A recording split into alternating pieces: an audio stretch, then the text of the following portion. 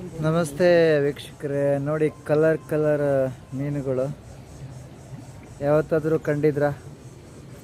ನಾನಂತೂ ಇದೇ ಮೊದಲನೇ ಸಾರಿ ಕಲರ್ ಕಲರ್ ಮೀನು ನೋಡ್ತಿರೋದು. ಎಲ್ಲಿ ಇನ್ನೂ ದೊಡ್ಡ ಮೀನಿದೆ ನೋಡಿ, ಇಲ್ಲಿ 3 ಮೀನುಗಳು ಕಾಣಿಸ್ತಾ ಇದೆ, ದೊಡ್ಡ ದೊಡ್ಡದು.